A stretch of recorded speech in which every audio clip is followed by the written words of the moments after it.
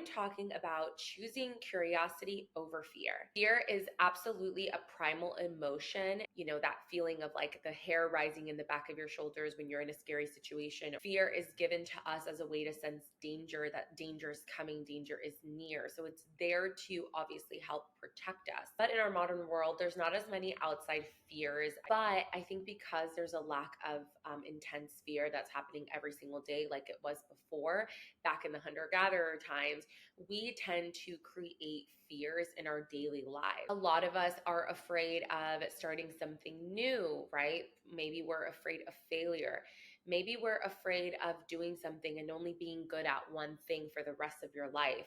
A lot of us have fears of starting families. A lot of us have fears of losing a partner, right? We have fear of death. We have fear of losing a loved one, having our loved ones not love us back. There's so many fears. I mean, after fear, it's kind of like an endless abyss. We need to learn how to start checking ourselves and checking our fears to make sure that it's not inhibiting our life's growth and the chances that we take in life. Now, on the other hand, a lot of us, I don't know if we necessarily understand curiosity. I think sometimes there are certain people that are just more curious than others. And then there are some that are a little bit more fearful than curious, right? When I was younger, I was a lot more curious. So even though I was curious about something, I think the fear in me always trumped my curiosity.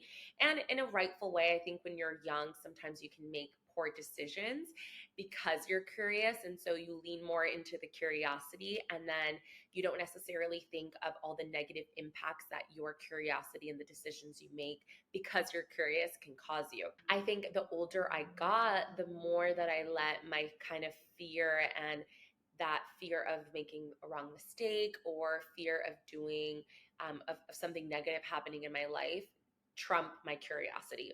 But I do think that curiosity is absolutely necessary in your life. So what is curiosity, right? Your want for exploration. It's your wonder of what something is. And it's that ability to question things around you, to question the people around you. But I think curiosity is also very necessary in learning more. Like most analytical careers, scientists and engineers, people that are big innovators, they're naturally curious because they ask a lot of questions, right? They want to know why things are the way they are. What the why behind everything is super important to them.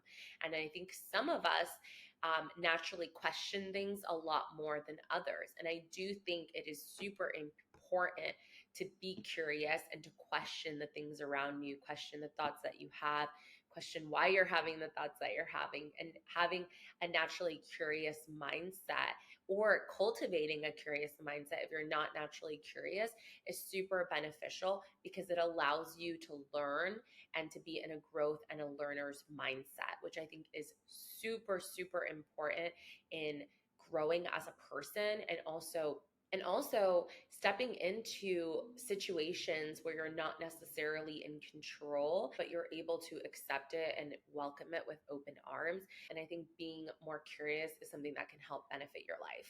And the reason I pair these two on separate spectrums, like fear and curiosity, because, for example, let's say, and I'm just speaking from my experience, I recently had to make a change into a new career path. And I think a lot of us, we could spend so much time working towards a goal, working towards something that we want. And then we realize one day, like, this isn't necessarily making me happy or filling up my cup anymore. And I went through a similar situation where the current job that I had wasn't really fulfilling me anymore and it wasn't making me happy anymore.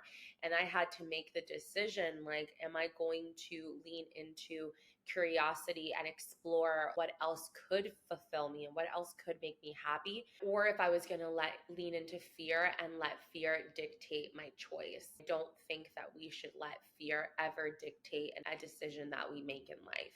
And when I say that you choose curiosity over fear, I'm not telling you to completely rule out any risk, right? I'm not telling you to step into situations and completely rule out any negative outcomes that might happen, because it's important to assess risk when you're making any situation. There's a difference between assessing risk and being fearful of all of these things that could potentially happen that are probably not going to happen. But you should assess risk and then make a decision leaning towards curiosity and the possibilities and the positive possibilities that could come from the situation rather than all the negative possibilities, right? And letting that fear take over. And then I always speak from experience with my podcast because my podcast to me has always been a creative outlet.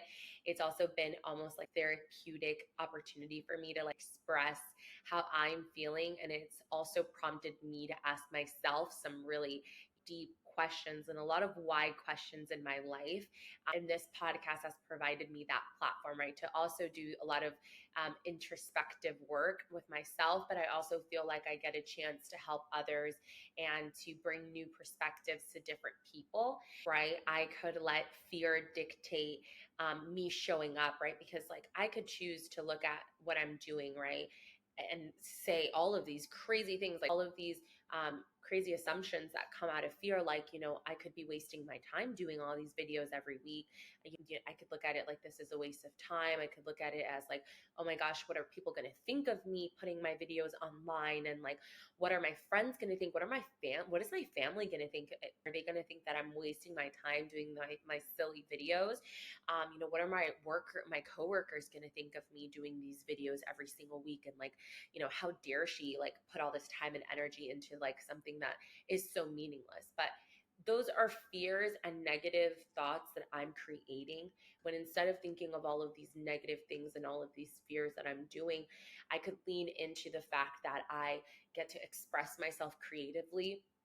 I get to explore deep personal spiritual parts of myself that do have a lot of meaning to me and that probably have a meaning to somebody that's going to watch it and that needs to hear what I have to say. There's so many more beautiful things that come out of leaning into that curiosity and to the possibilities because I don't know what this could mean, right? And me expressing myself and me creating and sharing this podcast, it could have a crazy effect on my life. It could have a crazy effect on somebody else's life. And so I choose to lean into the hand of curiosity and exploration and possibility rather than fear and being scared of the worst case scenario. You're probably wondering, Eliana, so you're asking me to choose curiosity over fear. Okay, well, how can I become a more curious person? Because we're not all born curious. So if you're like me, and you're like, okay, maybe I'm not naturally curious, or maybe you are, but you want to know how you can become even more curious. I'm going to give you 3 ways that you can start to be more curious in your own life. 1, super easy, just start asking more questions. Question everything. And I don't mean it to sound like you need to start being a skeptic, but you should ask questions. Whenever you encounter something new, whenever you don't know what something's about, just ask questions like, oh, why is that? How does that work? Like, oh, why do you like that? I question my friends all the time. I question my partner. And it's not because I'm trying to dig into why they, like, oh, why do you think like that? It's not in a negative way, but it gives you an opportunity to learn someone's perspective, to understand why someone is the way that they are. Just ask more questions, because once you start asking more questions, you're shifting from a mindset of apprehension and like you're not sure, and you're shifting your mindset into someone that's open, into someone that's a learner, into someone that's open to just more perspectives and different point of views. And I think ultimately that makes you a more well-rounded, educated person. Number 2, I want you to start embracing uncertainty, because uncertainty is just a part of life in general.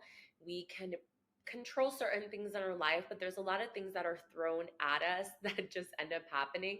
I actually heard a quote yesterday that I think this quote came from Mike Tyson, quote that I think is so perfect for what I'm talking about.